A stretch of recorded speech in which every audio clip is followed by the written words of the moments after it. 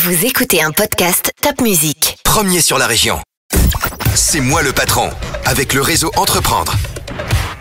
Eh bien, chers auditeurs, bonjour. Un nouvel épisode de C'est moi le patron, produit par Top Music et par Réseau Entreprendre Alsace. Et ce matin, j'ai pas un, mais deux patrons pour le prix d'un seul.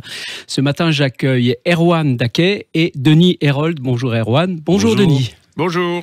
Alors, Erwan et Denis ont repris il y a quelques mois maintenant une société familiale très ancienne, très vieille, d'avant le 19e, je crois. Ouais, 1887 exactement. 1887, une société qui s'appelle Eglingsdörfer, qui fait du négoce de fournitures industrielles pour le transfert de fluides à Colmar. Mais c'est pas moi qui en parle le mieux, c'est vous. Alors, Erwan. Alors, depuis 1887, la société sert historiquement la viticulture, mais s'est développée très largement dans tous les secteurs d'activité.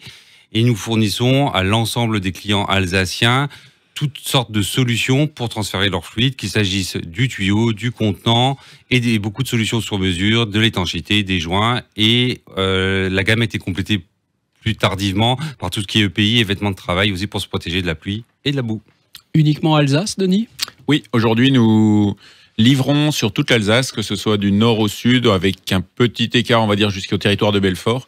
Mais aujourd'hui, toute notre clientèle est sur l'Alsace. Ça veut dire qu'il y a un marché mondial à conquérir, c'est ça qui est génial.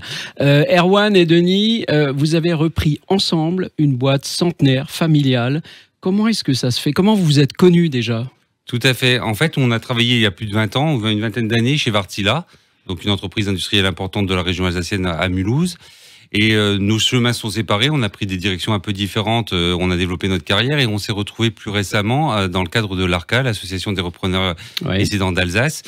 Et on a assez rapidement vu que le projet de reprise qu'on avait était relativement similaire. Et on s'est dit qu'à deux, on serait sans doute plus fort. On s'entendait déjà bien il y a 20 ans, on continue à bien s'entendre et on s'est dit que là, il y avait peut-être quelque chose à faire et on l'a fait. Vous êtes perdu de vue et retrouvé, c'est ça, Denis ? C'est comme ça que ça a marché ? Oui, c'est ça, absolument. On a travaillé ensemble pendant un certain nombre d'années chez Wärtsilä. Ouais. Et on s'est retrouvés, Erwan est parti à l'étranger, moi j'ai suivi d'autres voies et on s'est retrouvés quand on a commencé tous les deux à chercher une entreprise à reprendre. Et j'imagine que vous êtes complémentaires dans les fonctions de l'entreprise ou est-ce que vous faites tous les deux la même chose en doublon ? Comment ça se passe ? On est assez complémentaires, on est complémentaires dans nos personnalités et on est complémentaires aussi dans nos savoir-faire. C'est vrai que Denis a beaucoup travaillé dans ce qui était la partie réalisation des affaires, contrôle de sites de production, les choses qui sont peut-être plus carrées. Il est ingénieur comme moi. Mais moi, je me suis un peu plus développé sur la partie commerciale et la gérance d'entreprise. Donc, nos deux savoir-faire, finalement, sont très complémentaires, avec quelqu'un qui est un peu plus commercial et quelqu'un qui est un peu plus achat, technique. On sent le commercial, il parle un peu plus, Denis, c'est ça ? Oui, non, c'est ça. Mais ça, on s'est bien réparti les tâches. Aujourd'hui, c'est vrai que Erwan est plus sur la partie vente et moi sur la partie réalisation, logistique. C'est bien.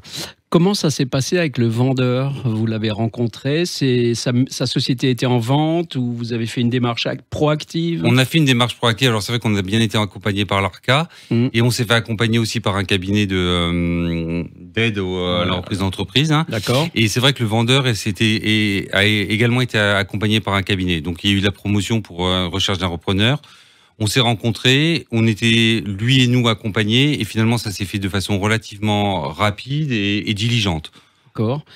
Vous en aviez ras-le-bol des grands groupes, Denis ? Oui, tout à fait, c'est ça. On avait tous les deux un peu l'idée d'être le patron, comme le dit l'émission, c'est-à-dire vouloir pouvoir assumer ses décisions et les assumer jusqu'au bout et prendre ses propres décisions. Parce que parfois, dans les grands groupes, et principalement des groupes internationaux, certaines décisions tombent du ciel et en tant que même salarié, je dirais dirigeant entre guillemets, on n'a pas le choix ou la possibilité d'influer sur certaines décisions, alors que là, on est nos propres décideurs et on assume toutes les décisions qu'on prend.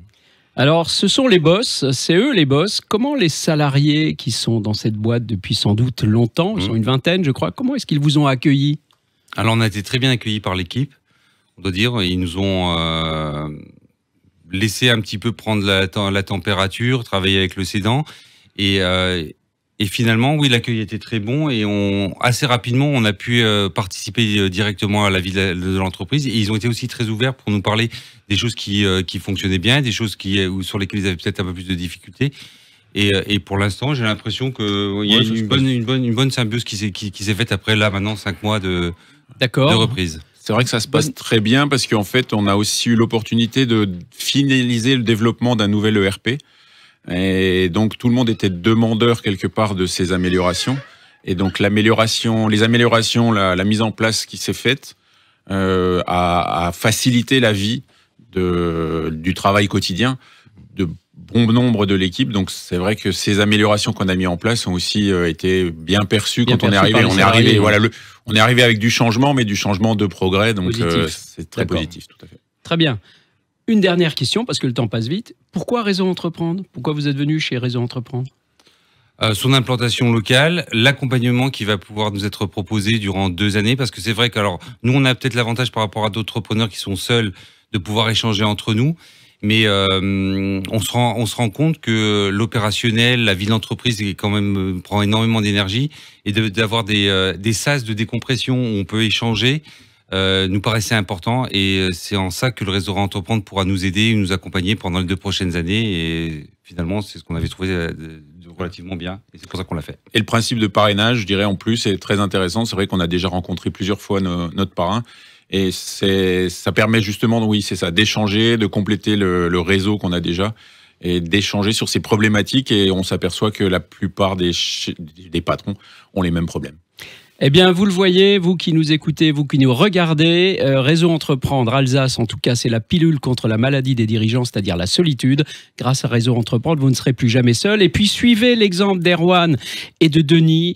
Ils se sont rencontrés, quittés, revus, re-rencontrés, et ils ont repris une société ensemble, et ça fonctionne très bien. Bravo Erwan, bravo Denis, je vous souhaite longue vie dans votre entreprise. Merci. Merci beaucoup. À bientôt. À bientôt.